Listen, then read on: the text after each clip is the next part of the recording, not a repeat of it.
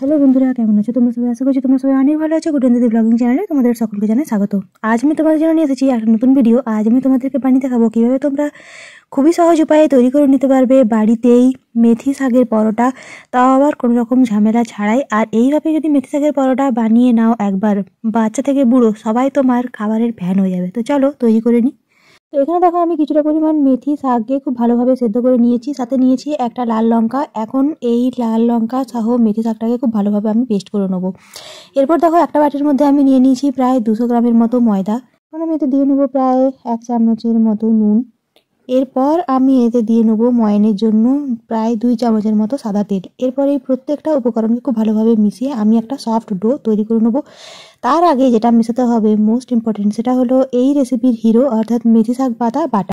মেথি শাকটাকে খুব ভালোভাবে আমি ময়দার সাথে মেখে একটা সফট ডো তৈরি করে নেবো।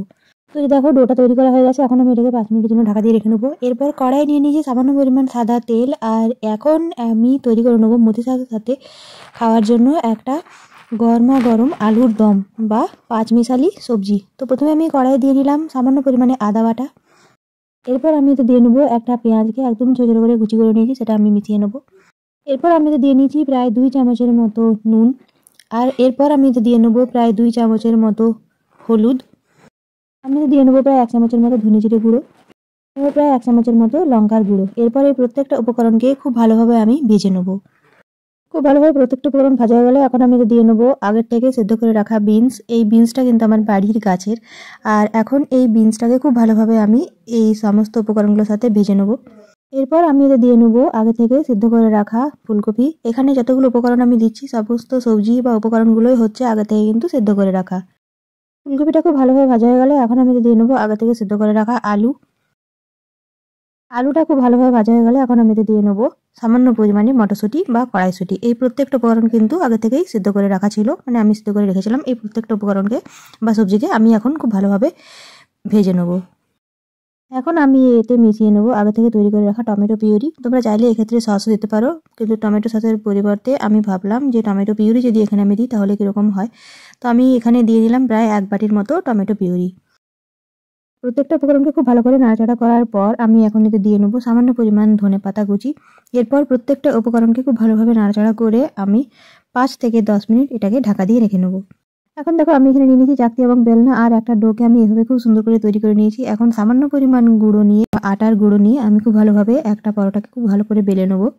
দেখো একটা পরোটা খুব ভালো করে বেলা হয়ে গেছে। এখন চলো প্রত্যেকটা পরোটাকে খুব সুন্দর করে সেঁকে নিই। এই দেখো তাওয়ার মধ্যে আমি দিয়ে নিয়েছি এই একটা পরোটাকে। এরপর এই পরোটাটাকে খুব ভালো করে ওলট পালট করে খুব সুন্দর করে আমি ভেজে নেবো। পরোটার দুটো দিক খুব ভালোভাবে সেঁকা হয়ে গেলে এখন আমি দিয়ে নেবো সামান্য পরিমাণ সাদা তেল। আর এই সাদা তেল দিয়ে পরোটাটাকে এপিট ওপিট করে খুব ভালোভাবে ভেজে নেবো।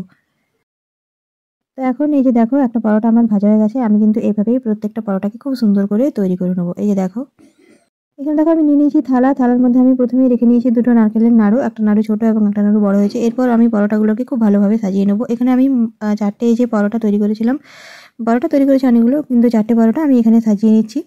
তো আমি কিন্তু এইভাবেই মেথি শাক দিয়ে পরোটা তৈরি করি, যতবারই আমি তৈরি করেছি। এরপর ভাবনা চিন্তা করে আমি একটু এভাবেই পরোটাটাকে সাজিয়ে নিচ্ছিলাম। এভাবে তোমরা একবার বানিয়ে দেখো, বাচ্চারাও খেয়ে নেবে কোনো রকম ঝামেলা ছাড়াই। আর এই পরোটাগুলো কিন্তু তোমরা হয়তো ভাবছো যে এটা খেতে কি তেতো লাগবে বা কিছু, খেতে কিন্তু কোনো রকম তিতো লাগবে না।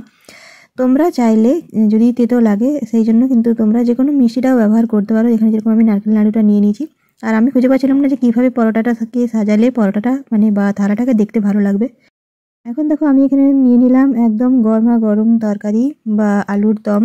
আর উপর থেকে দিয়ে নিয়েছি একটা একদম চকচকে ধনেপাতা।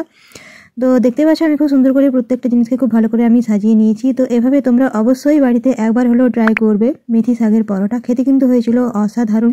আমার ভিডিওটা তোমাদের কেমন লেগেছে অবশ্যই কিন্তু কমেন্ট করে জানিও। ভিডিওটা ভালো লেগে থাকলে চ্যানেলটিকে লাইক, সাবস্ক্রাইব এবং শেয়ার করতে একদম ভুলবে না। সবাই খুব ভালো থেকো, সুস্থ থেকো। খুব তাড়াতাড়ি দেখা হবে তোমাদের সাথে একটা পরের ভিডিও নিয়ে। ভিডিওটা কেমন লাগলো অবশ্যই কিন্তু কমেন্ট করে জানিও। আমার এই ভিডিওটা শেষ পর্যন্ত দেখার জন্য তোমাদের সকলকে অসংখ্য রকম ধন্যবাদ। খুব ভালো থেকো, সুস্থ থেকো।